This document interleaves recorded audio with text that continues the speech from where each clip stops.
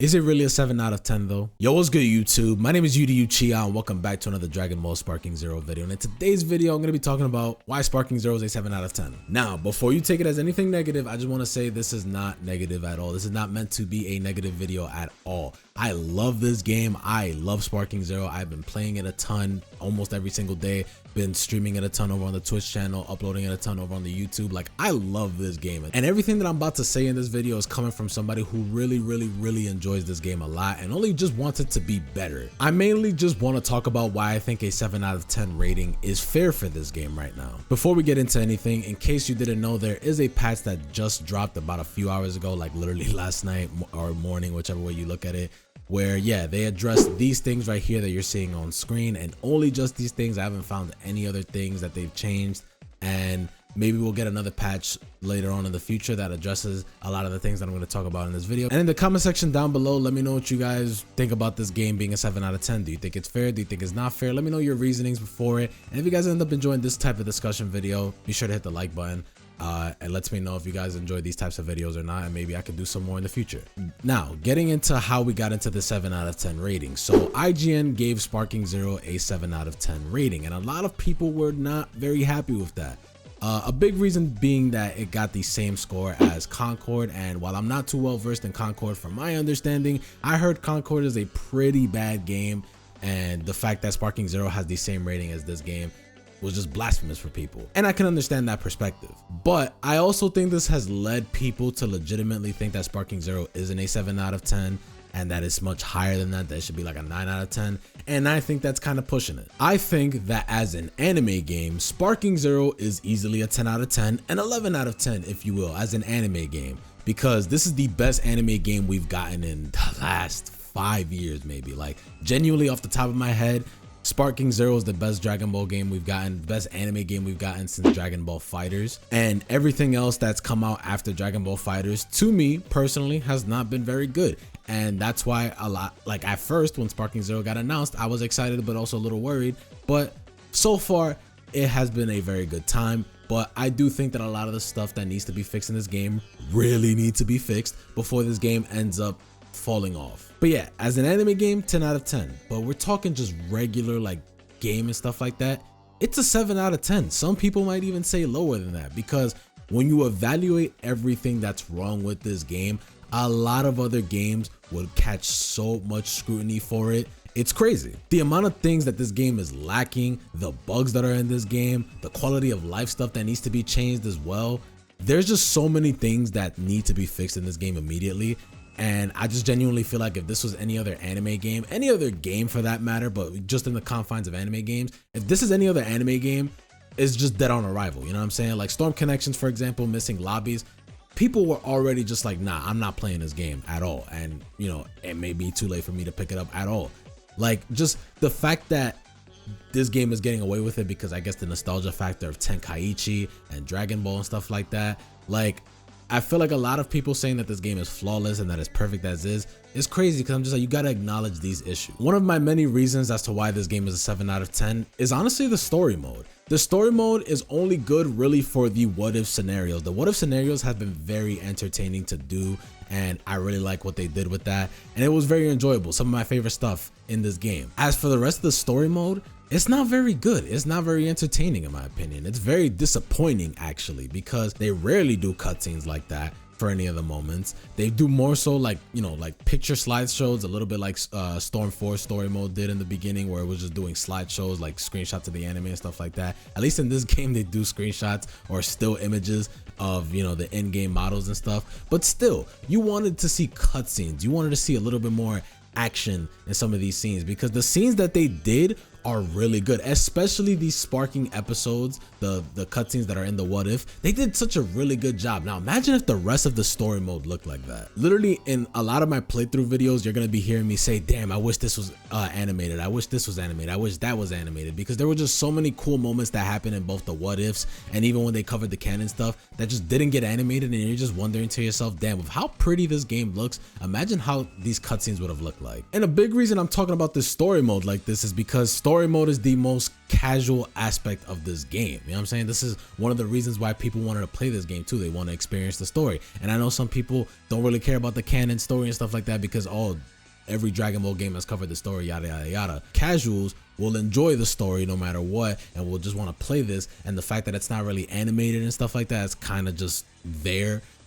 People are not going to enjoy that because I certainly didn't. I was very let down by the fact that the story mode was what it was. Like, again, a big selling point was the what ifs, but outside of that, not really much. And I get it. There was a lot of stuff to do. They took the Budokai 3 route and doing the story mode from each different character perspective and stuff like that. But even still, they did not do enough for certain characters. Like, they didn't do enough for like Vegeta, for example, who doesn't get up until the Tournament of Power like Goku does. Like, it's just crazy. But yeah, the story mode being not very good brings it down a couple notches because this is one of the most casual aspects of this game, and honestly for me personally, I just didn't enjoy it very much, and that was pretty disappointing. And then you want to talk about the quality of life stuff. This game really needs to get these changes in order fast, man, before a lot of people just get really tired of it. Because as it stands right now, why is it so difficult to find a quick match? Why is the quick match system the way that it is, where it's set up as a lobby system where you have to look for a lobby instead of just having it to where it is in ranked, where once you decide whether you want to do single or DP battle, you just hop into the training room and wait for your match? Why can't quick match also be like that too? I don't understand why one system has it differently than the other. Like, it just doesn't make any sense to me, because why are you forced to look for a lobby where, you know, if you do just regular quick match, you're just finding a room? What's the point of calling it quick match if it ain't really that quick to find a match? And this is a big deal because nobody wants to play ranked all the time. You know what I'm saying? Nobody wants to hop into ranked and go up against Vegito their first match, or Gogeta their first match, UI Goku, whoever, whatever the case may be. Or they don't want to play DP battle because DP battle does last a very long time. You know what I'm saying? Like, what if they just literally just want to hop into a quick match, not worry about losing any points or stressing about losing any points, whereas I can go face a UI Goku in quick match and not feel as much as fighting a UI Goku in ranked and worrying about losing my points and stuff like that. You know what I'm saying? They should really address that as soon as possible, because there's no reason for quick match to be set up that way. Like, if you want to go search for a lobby, that's fine, you can leave it that way, but that should not be the standard as to how you find a quick match. It should be the same way as you find a ranked match, where you can just pick your character or characters depending on what you're doing between single battle and DP battle, sit in the training room, do whatever you want in the training room until you find the match. Like, it should be like that instead of the way that it is right now. And although I just complimented the ranked system as to how you find a match in there, I do got some complaints about that too, because why is it that when I pause the game, I'm still searching for a match queue? Like, why doesn't it pause the match queue like every other game does when you sit in the training room looking for a match? Like, why is it like that? I have had my fair share of opponents like queue up for a match with me and they're AFK for such a long time because they paused the game thinking that the game was gonna pause the match queue for them, and then it ends up not being that, and then they're AFK the entire match and I end up getting a free win. And it's just like, bro, don't get me wrong, I'm gonna take my free win, but at the same time it's also like, damn, I'm here. Sometimes I've had moments where I'm waiting a long time for a match, I finally find the match and my opponent's AFK, and I'm just like, okay, well, that just sucked a lot of the fun out of that. But please pause the match queue when I pause the game, please. If I like to go step away real quick to go use the bathroom or grab me some water or whatever the case may be, let me hop back into training room and pause the matchmaking queue. I shouldn't have to go all the way back to battle setup just for me to pause the queue, because then I gotta go to pick the map again, then I gotta select the characters and stuff like that, which are already selected for you, but still, it's just the fact that you gotta do all these heights just to be able to pause the match queue. I just don't feel like that should be the case. And I just gotta say this as well, honestly, it should have been even earlier that I said this, but why is it that we're in week 3 of this game being out and we still can't skip intros, dog?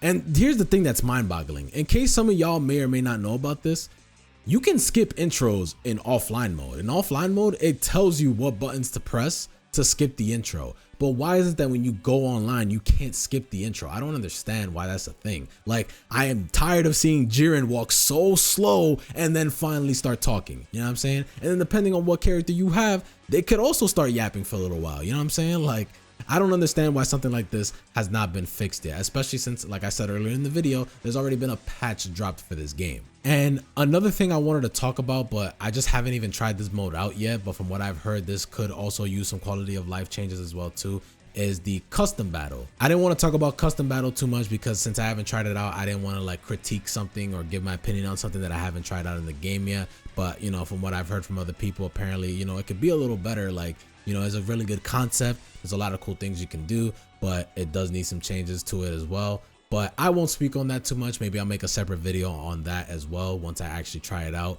and have some experience on it to really feel like I can talk about it. But yeah, I know I rambled on very long in this video. Again, I did not mean to come off negative at all. I just wanted to talk about a lot of the objective faults that this game does have and why I think the 7 out of 10 rating is fair. And again, the biggest thing is you can love this game while also acknowledging its faults. Then this goes for literally anything. You can love something, but also acknowledge that this thing has faults, and you should be willing to critique that because you want that thing that you love or that you really enjoy to be better. You know what I'm saying? Again, the game is really fun, really enjoyable. I still play it pretty much every single day since the game has been released, and I, you know, plan on still streaming and uploading it a ton as well. I'm not gonna sit here and act like this game is flawless because the game is not flawless. This game has a lot of flaws, but I think that a good amount of those flaws can be fixed and should get fixed in order for a better experience, especially on the online side of things. Obviously, the game is already out. It is what it is. You can't do anything about story mode, but as for the rest of the things, again, it should just be a better experience, and hopefully that they will address these things soon enough. But yeah, those are my reasonings as to why Sparking Zero is a 7 out of 10, why I think it's fair for it to have a 7 out of 10. Again, as an anime game, is definitely a 10 out of 10. Like I said, I hope these changes come really soon because again, this game is really fun. I really do enjoy it, and I think a lot of other people really do enjoy it as well. But there are more than just these things that I listed in this video, like maybe other like potential mechanic changes and stuff like that I'll make a separate video for, talking about it, giving my thoughts on all that good stuff, so be on the lookout for that. But yeah, those are just my general thoughts about why Sparking Zero having a 7 out of 10 is fair. And you guys can let me know what you guys think. Do you guys think it's deserving of a 7 out of 10? Do you guys think it's better? Do you guys think it's worse? I've seen a little bit of mixed reviews as well, but let me know what you guys think in the comment section down below.